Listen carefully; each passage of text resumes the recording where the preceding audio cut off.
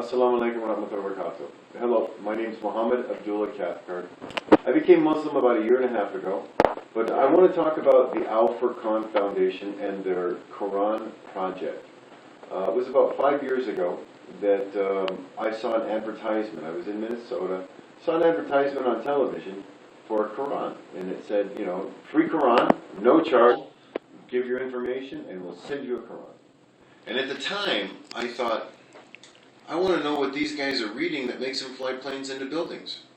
And that was the reason that I got the Quran. And you know what? It was sent to me right away. And I started reading it a little bit. But then I kind of set it down. It was a Quran just like this one right here. And later in my life, Allah caused events to happen that made me go back to re-examine this. And when I was ready to actually read the Quran, it was this one, or one just like it, that I had sitting at my house already, that I started reading. And that was the beginning of my journey to become a Muslim.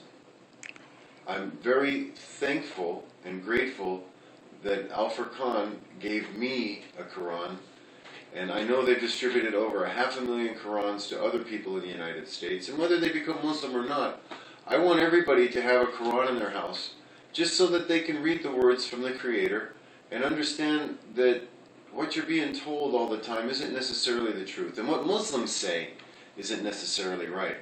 You know, one of the first things that I was told was follow Islam. Do not follow Muslims. Because Muslims are people, they make mistakes. And a lot of them can be misguided too. Really, it's Islam. It's the words of our Creator. And that's the words that are in this book. Are the words that we need to pay attention to.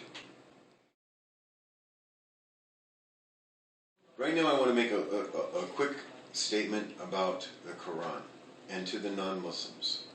I encourage everybody to not be judgmental. Do not believe what you're being told by all the various sources. And even many Muslim sources are wrong on this too. What I want you to do is simply read the Quran. And remember, when you read the Quran, don't isolate it. You know, anybody can take one verse and take it out of context and say that it means something that it doesn't really mean. You've got to read the whole story that it's talking about so that that verse is in context to the story. And then you'll understand that Islam is really a religion of peace.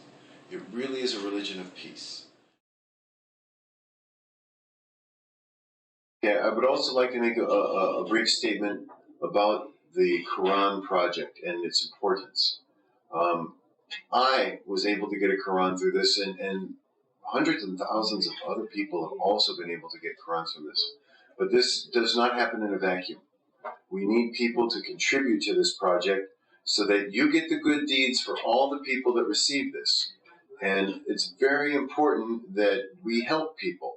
That and you know, and not necessarily that we even make people become Muslim, because only God could do that.